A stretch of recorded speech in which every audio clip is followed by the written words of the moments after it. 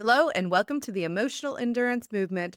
This week is dedicated to your friend who wants to be seen for their full self. The thing is, I'm more than just a banana. There's actually bunches to know about me. You know the one. Oh, I know the one. Hello, and welcome to the Emotional Endurance Movement, the only mental health variety show that invites you to build your emotional endurance alongside us. I'm your co-host and chief coping officer, Laurie Sharp-Page, and here with me is our other co-host, our behaviorist at large, and someone who had to completely restart their entire computer this morning because, the vibes were just not vibing. It's Crimson McDonald. Howdy, y'all. This week's episode, we're talking about the feeling of inspiration and the coping skill of visualization. So let's get into it. All right, first up, we are going to do our updates with you and see where our emotional endurance stands. We've both taken our emotional endurance assessment for the week. And Crimson, why don't you kick us off? Where are you at? What's going on? And how are you feeling? I mean, it looks like mine overall went up a little bit, which is good. We're staying kind of steady if you look at the trends, not as much yo-yoing. Hope has gone down. I think that's just heat. I think I'm just less hopeful in the heat. I really do. Then I think the biggest improvement was environmental efficacy. So it totally matches with what's going on right now. I feel like everyone's kind of doing their part and helping the system and supporting me better than in previous weeks this summer. It's just my hope I got to work on. But again, I'm not very hopeful in the heat. How was the parade? I know you were worried about that. Oh, it was brutal. Honestly, I hydrated and was so overly prepared. It wasn't as bad as I thought. Yeah. All right. Yeah. So I I do think, think there's something about the heat. You can almost see how people's behavior changes near immediately. We've been under the heat dome this last week, so it has effectively felt over 100 degrees Fahrenheit every single day. Yeah, I've seen it in my family this week. So yeah, I I'm know. glad I you mean, survived, though. And you learned some yeah. stuff. You learned how to hydrate, it sounds like, or how to intentionally prepare for when you're going to have to be on a parade route and it's 90 plus. I'm going to put this on the air that I'm declaring today. I'm not doing parades anymore. I keep saying this, I get back in it, and I'm over it. Even if in my hobby career of campaigns, even if I'm getting paid, it doesn't matter. I don't think I am for sale for parades ever again. But it was a lot of fun. It was a lot of fun. Stay tuned. We'll see. Yeah, We check in will next see. year. Yeah. Parade season, would you say it's over for 2026? There's one more that we're supposed to do for Labor Day. So we'll see. I'm saying no, but we'll see if I can hold We'll with see. it. We'll see. Because that one's in August and that's a problem. So Yeah. yeah, we'll see. Yeah. All right, Lori, how did you do? Mine went down a little bit this week. No. Yeah, my hope is down, my optimism is down, my self-efficacy is a little bit down, environmental efficacy down, probably a bigger beat. This is a hard week. Today is the 21st anniversary of the day that we lost my dad. So this was always going to be a hard week. It's emotionally like a variable week. It's not as intense as it once was. And I'm not like totally dysregulated, which I appreciate. My husband did say something on Friday. I hadn't even really been thinking about it. But he, of course, lives with me, my mom, and my sister. And like, he kind of made a comment, and I didn't follow up with it because I didn't really care to, that like everybody was starting to act like pretty on edge because the anniversary was coming up. And I didn't really engage with it. And maybe I should have. But I guess part of my healing is letting today just be a day and not, I used to just really get lost in the trauma of it. I was taking my EEA today. I was like, oh, this is going to be, it's just going to be lower because it's just a tough period of time. And it's one of the strangest, funniest, most curious, interesting things about humans and trauma is that our body remembers seasonality of trauma. So I think even though I wasn't as cognitive of the date and the date approaching this year, I do think that what my husband said is probably true, in that like we were all like getting a little bit amped up just because we feel the seasonality of it. So hopefully next week we'll be back. Thankfully, it's not too big of a dip. I mean, compared to where I was, like a little bit. I'm still struggling with my boot and dragging my boot around, and the hot, sweaty boot summer is, oh, it was hot, sweaty, and booting this summer. or this last week. Yeah, that's where I'm at. Well, I'm proud of you, Laurie. I've known you for a long time. I've known you since a couple years after you lost your dad. Yeah, So, I mean, we met in 2008, and that was only 3 years after it right. happened. So, So we've known each other a um, long time. it did absorb a lot much more of your capacity Yeah, back and it then, used to as like it start on should. Father's Day because it started even before Father's Day because my dad's birthday is June 4th, which fun wrinkle. Now my oldest kid's birthday is also June 4th. So it's been nice to have that level of healing around that. But yeah, you start June 4th and go all the way to July 6th and it was just a bad season, which is like that's like 5 weeks of your summer. Like sucks to live like that. So a lot of my But you personal don't work and anymore. healing, yeah, Yeah, but has you don't been anymore. exactly.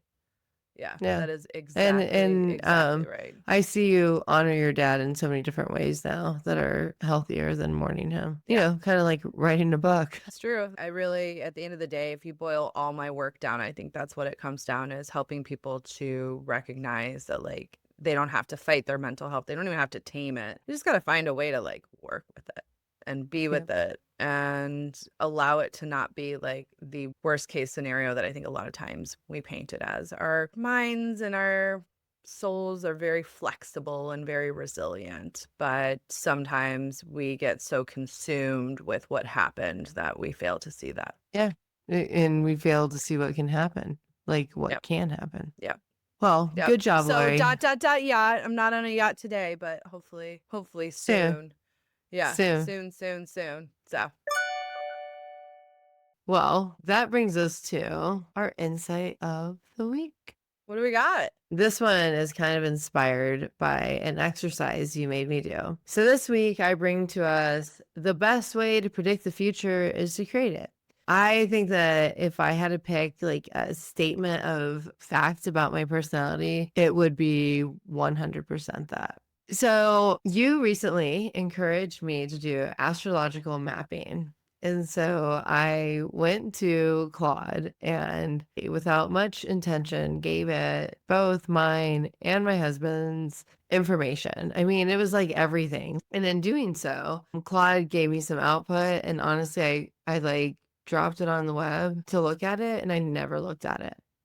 And so Taylor and I were sitting down to work on our app on Cope 365. And I opened my machine and there's like this weird website that's like Taylor and Crimson astrological mapping. And Taylor's like, what the hell is that? And I was like, oh, Lori had me go through this exercise and I haven't read it. Like, because honestly, what if it says we're incompatible? And so What? what it I was, love this like exercise. I have no idea what you're talking about. well, you told me that you put in your birthday and time of day and location, and it gives you an astrological mapping of who you are. And so You can I put that information into chat. Yeah. But like to be fair, just because I want to give credit where credit's due, I actually had an astrologer do that like a couple years ago. So I know all my stuff to make sure it's correct because ChatGPT, I don't necessarily trust it to be able to read all that accurately. So I want to say that because I don't know what the outcome of this would be. So what was it? interesting. Oh, I mean, I have a whole website dedicated to it. Yeah, it did me, then it did Taylor, then it did Taylor and I. Taylor sees it, and I'm like, oh, let's look at it. That's funny. I haven't looked at it. Taylor was freaking out because it pegged us to the T. I mean, it was absurd. It was absolutely absurd. And I use Claude because Claude doesn't know me. Chat kind of knows me, but Claude, I've had a wall up. We just work together. Like, we don't talk. And it nailed Taylor and I. So Taylor just decided everything's predetermined. And like, why do anything? Just float through the earth. Like, there's no reason to do anything because everything's predetermined. And so I thought this quote was hilarious because I absolutely do not believe that in any sense of the word. I think you build the future that you want. Everything about my personality is like you show up, you do the work. Things aren't handed to you. Democracy doesn't just live. Everything I do is that you create the future in the world that you want. And so I love this insight because I live and die by it, but I think it's hilarious because I thought my husband did too, but I think he's getting off that ship.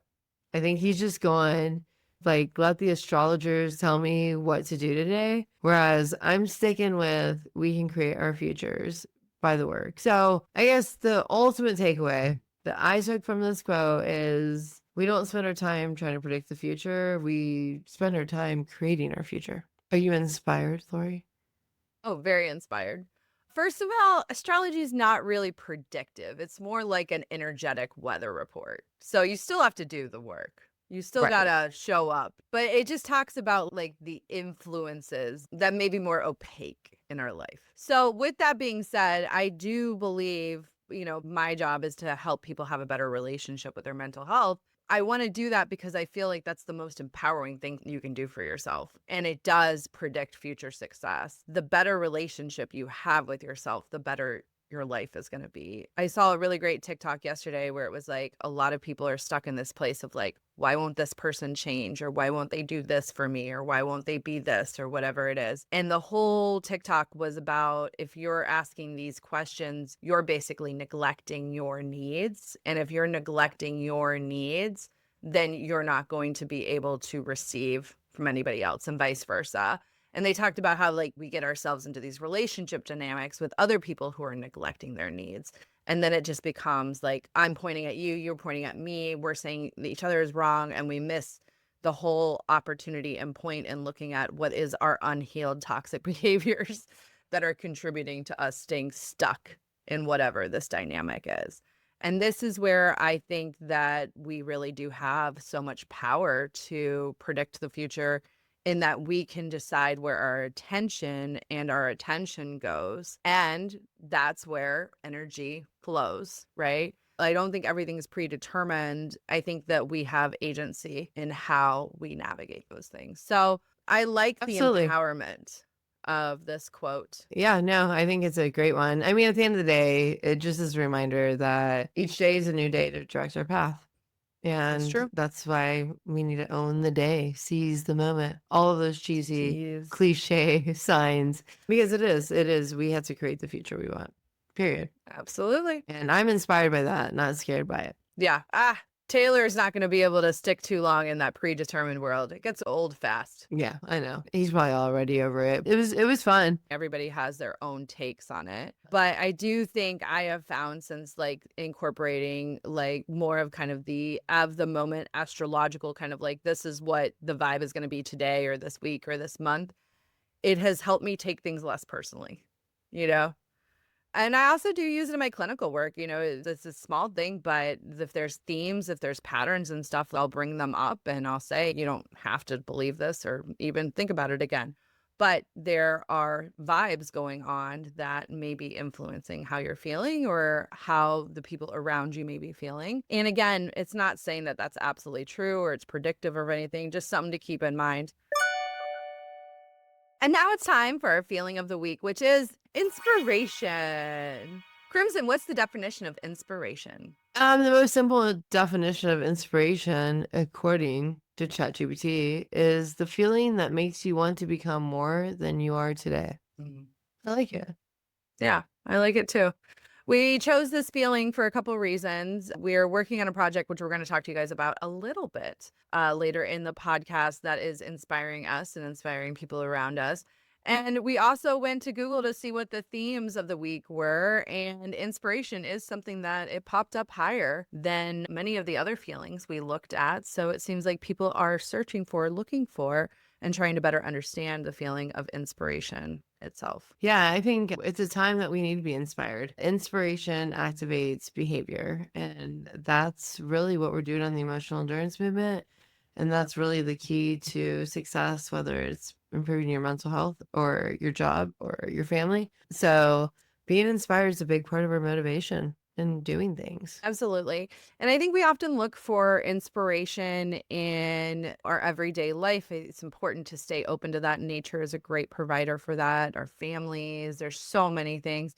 But inspiration often can be found in the stories and challenges and transcendence of others, which brings us to our first segment this week, which is inspirational stories from history.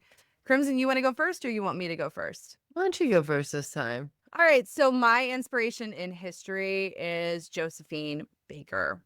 Josephine Baker is a famous dancer, actress, multi hyphenate, and I'm going to tell you her whole story here in a minute. But before I do, I want to say that Josephine Baker became very famous off of wearing a banana or banana skirt when she performed in Paris. And this became part of what she was known for. But the banana skirt was just the gimmick, right? It was just the trope, really, that got people in the door to see the amazing talent and to experience the amazing Josephine Baker. And so a banana can just simply be a banana, and sometimes it is. But in this story, the banana is so much more. So journey with me as we talk about Josephine Baker. So Josephine Baker was born in America outside of St. Louis, Missouri. And actually, the maiden name was McDonald. She was an American born French dancer, singer, actress, and spy for the French resistance. Her career was centered primarily in Europe, mostly in France, and she was the first Black woman to star in a major motion picture, the 1927 French silent film Siren of the Tropics. During her early career, Baker was among the most celebrated performers to headline the revues of the Folies Bergère in Paris. Her performance in the 1927 revue Un Vent de Folie caused a sensation in the city, her costume consisting only of a short skirt of artificial bananas and a beaded necklace became an iconic image and a symbol of both the jazz age and the roaring 20s.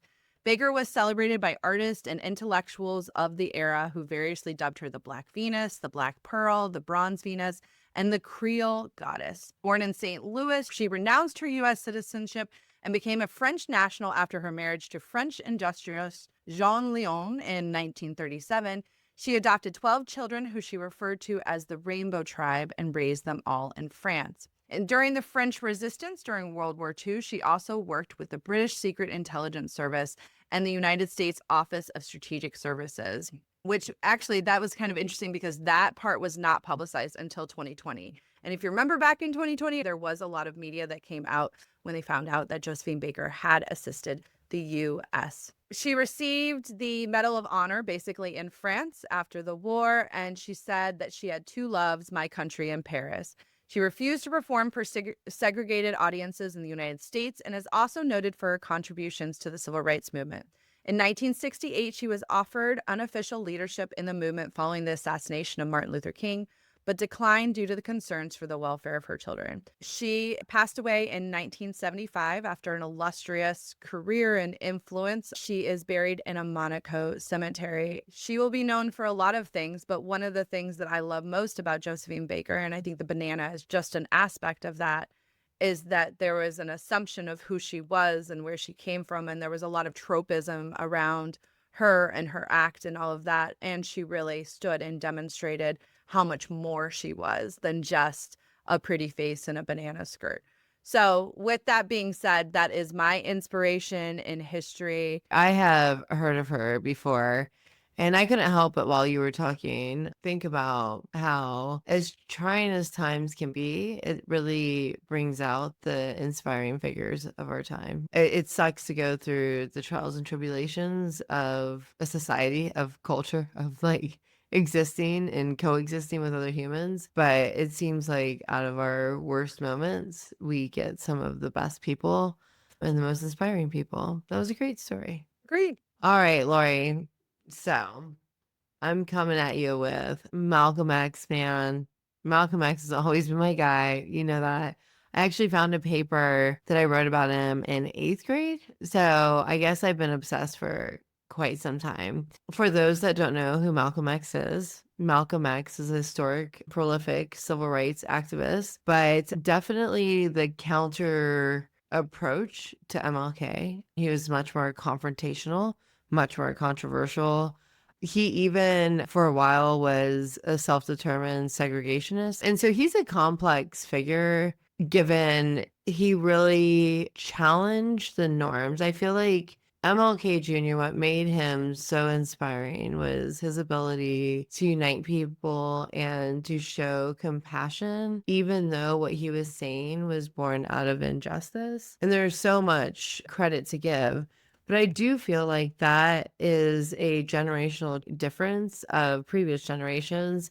And I would even be willing to argue that a lot of the deficiencies in our society and culture today are a result of the politeness of some of the leaders like MLK Jr. And interestingly enough, MLK Jr. and Malcolm X ended up facing the same exact demise, which was an assassination.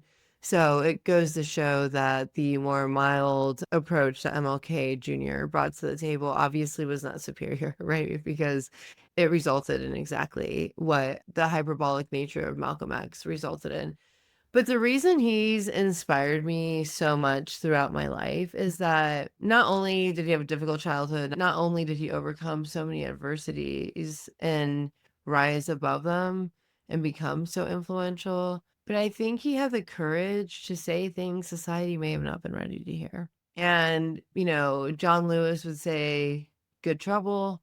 Malcolm X was probably a notch above good trouble and was probably in the gray space, kind of getting a little too extreme. But I think he ultimately had the courage to speak and he became anti-segregation. So he had the courage to grow and the humility to grow. And I think that part of the resilience of the story is what I love the most, because I know for me, like, my convictions were much more strong, were stronger when I was 20. And I think even if you take it outside of convictions and values, just who you are, you evolve, and giving yourself the freedom and being courageous enough and to accept the humility that comes with facing the consequences of evolving as a person as you learn more and as you experience more. I think it's really important as people and something not discussed enough. Keeping the same stance your whole life doesn't make you superior. I think Malcolm X was a great example of that. He was imprisoned, and while he was incarcerated, he educated himself. You change a lot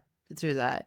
He had different religious experiences that changed him a lot. And so really, when I think of what values I admire, it's courage, it's the ability to grow, it's authenticity, it's the willingness to say what needs to be said, even if it's not popular, and the resilience to transform your own life while you're living it. And so, I don't know, he's stuck with me as an inspirational figure since I was in like 8th grade, and I'm old as fuck now, and I still love him. I do think we need to find avenues in our culture to allow people to evolve their belief systems. There is a lot of focus on just sticking with a belief. And I think the true human arc shows that even if we stick to a belief, often the things that we believe around it, the nuances around it, shift and change over time. So, really normalizing and encouraging that is important. And I do think that Malcolm X is a good example of that. So, thank you for bringing him to the table.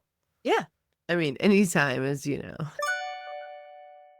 And now we're on to our coping skill of the week, which is visualization this week. And visualization is basically when you utilize your mind or even your body to imagine something, to create imagery or to envision yourself doing something. And this is heavily backed by neuroscience and sports psychology.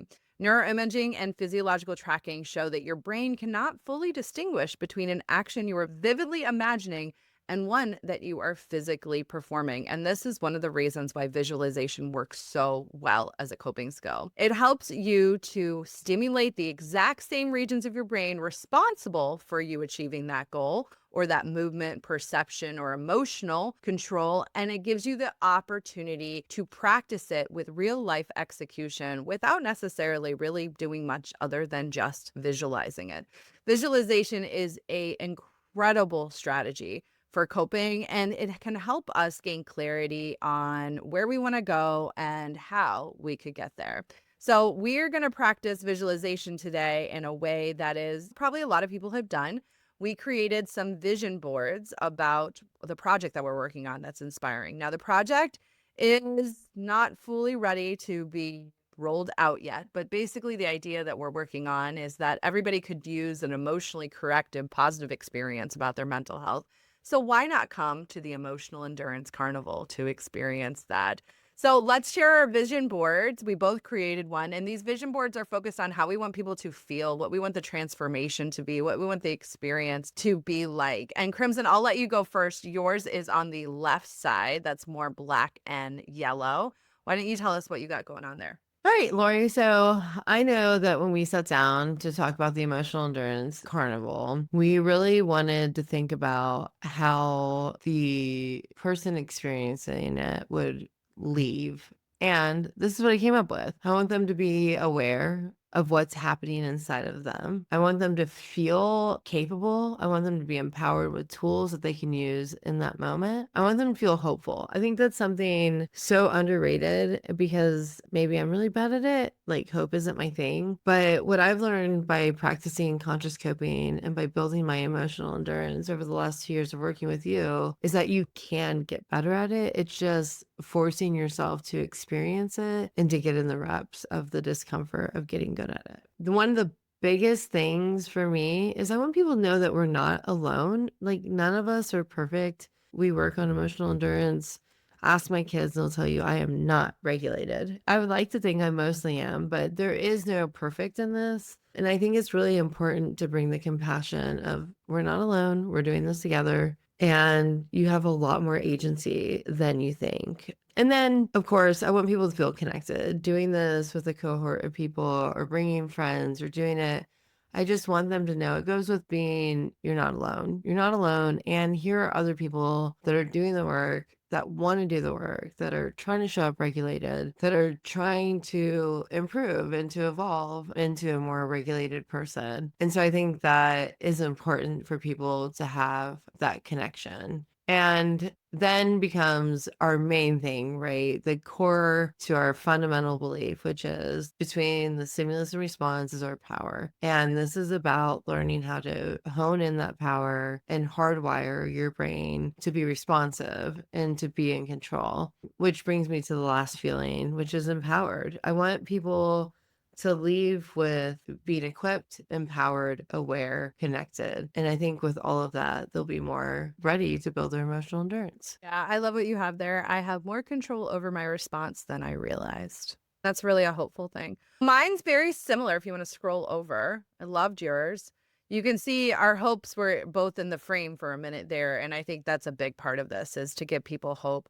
I also want to give people relief. I think a lot of times people are dealing with this stuff and they don't understand that there's biological, physiological elements to it. And so I think by giving them that information, that education, we can give them a lot of relief, which is going to help them feel more connected, more like they belong, more hope, and yes, more empowered to find more joy and all the good stuff in life. The more I do this work, the more I really believe that, like, in order to love life, we have to build the emotional endurance to do that. And that's what I hope that this event would be, is like a first step into that in a way that feels good to people, that makes sense, but also alleviates a lot of their pain and gives them a great pathway for hope and empowerment into the future. And hopefully connecting with others. I mean, part of what we're trying to do here is to just give people the opportunity to practice talking about this stuff, or even not even talking, just experiencing it in the same room. Right. And having that community, it's interesting. So for listeners, we did not do this together, but we have a lot of the same one. I mean, hope and connection is really a big, and empowerment.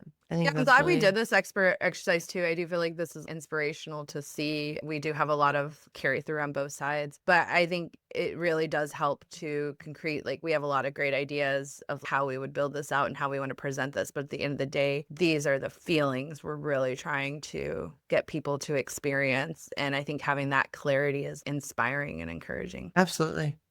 Well, adorable. Good work. Yeah. And that's all for this week's episode of the Emotional Endurance Movement. Make sure to like, follow, and subscribe for more great coping content. I hope you leave this week feeling inspired about, well, anything. And I hope to hear from you all too, to hear what are you coping with, what's helping, what's not, and how can we support you better. Thank you so much for joining us, and make sure to join us for next week's episode. You bring the feelings. And we bring the games. Bye. Take care of yourself and each other.